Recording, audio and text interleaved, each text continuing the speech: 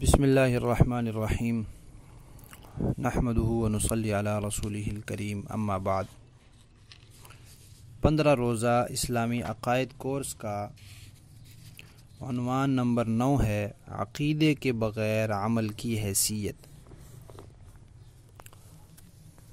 تو ہمارے دین میں عقیدے کے بغیر عمل کی کوئی حیثیت نہیں ہے۔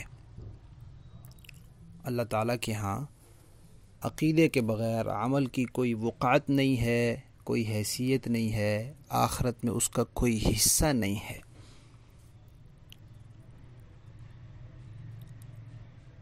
کیونکہ عقیدہ جو ہے وہ بنیاد ہے، وہ جڑ ہے۔ جب بنیاد ختم ہو جائے تو چیز ختم ہو جاتی ہے۔ جب عقیدہ ختم ہو جائے تو عمل بھی ختم ہو جاتا ہے۔ اس کے علماء نے مختلف مثالوں سے سمجھایا ہے۔ ایک مثال یہ دی ہے جیسے جسم کے اندر روح ہے، جسم کی حرکت، چلنا پھرنا، تر و تازگی، یہ سب روح کی وجہ سے ہے۔ روح نکال لو تو ابھی جسم گلنا چھڑنا شروع ہو جائے گا۔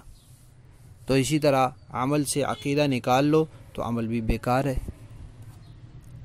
ایک مثال پہلے سبق میں گزر گئی ہے کہ عقیدے کی مثال اکائی کی ہے اور عمل کی مثال صفر ہے۔ تو صفر لگاتے رہو، اس کا کوئی فائدہ نہیں جب تک پیچھے اکائی نہیں ہے۔ تو عمل کرتے رہو، اس کا کوئی فائدہ نہیں ہے جب تک پیچھے عقیدہ نہیں ہے صحیح۔ اسی طرح ایک مثال دی ہے جیسے درخت کا تنا اور اس کی شاخیں۔ تو عقیدے کی مثال ایسے ہے جیسے درخت کا تنا، جب تک وہ شاخیں تنے کے ساتھ ہیں وہ تر و تازہ ہیں، اور ان کو تنے سے علیحدہ کر لو تو تنے سے کاٹ دو تو پھر ان شاخیں خشک ہو جائیں گی، وہ تر و تازہ نہیں رہیں گی۔ تو اسی طرح اگر عقیدہ درست ہے، اس کے اوپر عمل قابل قبول ہو سکتا ہے، چل جائے گا، لیکن اگر عقیدہ درست نہیں ہے تو پھر اس کے ساتھ جتنا مرضی عمل کر لو اس عمل کی کوئی وقعت نہیں ہوگی۔ قرآن پاک میں اللہ تعالیٰ نے اسی وجہ سے کافروں کے اعمال کو مختلف انداز میں بیان کیا ہے۔ ایک جگہ فرمایا ہے والذین کفروا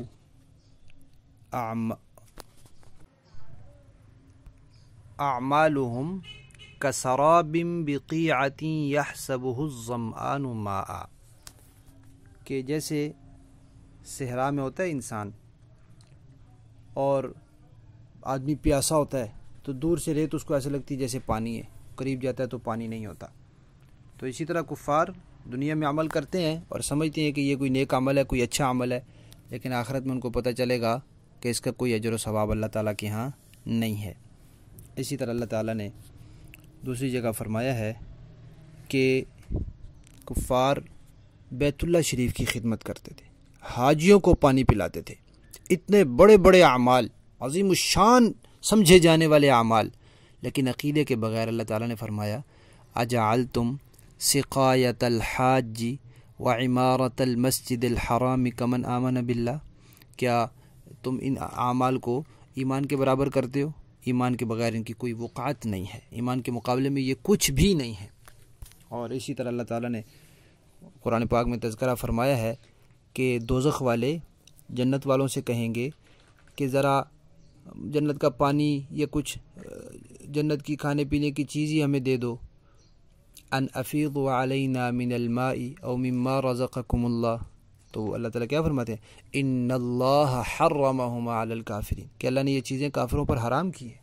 کافروں پر جنت بھی حرام ہے، جنت کا پانی بھی حرام ہے، جنت کی خوشبو اور ہوا بھی حرام ہے، جنت کے خوشنما منظر کو دیکھ کر آنکھوں کو ٹھنڈا کرنا بھی ان پر حرام ہے۔ کیوں؟ پیچھے عقیدے کی بنیاد نہیں ہے، چاہے جتنے مرضی اعمال انہوں نے کیے ہیں، جتنے مرضی اعمال کیے، پیچھے عقیدہ نہیں ہے تو اس عمل کی کوئی وقعت نہیں ہے۔ اور اللہ تعالیٰ نے فرمایا کافروں کے اعمال ایسے ہیں جیسے کرماد اشتدت به الریح فی یوم عاصف، تیز آندھی والے دن میں راکھ ہو تو آندھی اس راکھ کو اڑا کر لے جاتی ہے، کچھ بھی نہیں بچتا۔ ایسے کافروں کے اعمال برباد ہو جاتے ہیں، کچھ بھی نہیں بچتا۔ کیوں؟ پیچھے عقیدہ نہیں ہے۔ اور اللہ تعالیٰ نے فرمایا کہ کافر جنت میں نہیں جا سکتے حتی یلج الجمل فی سم الخیاط، حتیٰ کہ اونٹ سوئی کے ناکے سے گزر جائے۔ سوئی کا ناکا جس میں سے دھاگا مشکل سے گزارتے ہیں، اسے اونٹ کیسے گزرے گا؟ جیسے وہاں سے اونٹ کا گزرنا ناممکن ہے، ایسے کافر کا جنت میں جانا ناممکن ہے۔ کیوں؟ عقیدہ نہیں ہے۔ چاہے جتنے مرضی اس نے اعمال کیے، لوگوں کی خدمت کی، خرچہ کیا، محنت کی، سارا کچھ کیا، لیکن عقیدہ نہیں ہے، اس لیے اس کے اعمال کی اللہ تعالیٰ کے ہاں کوئی وقعت نہیں ہے۔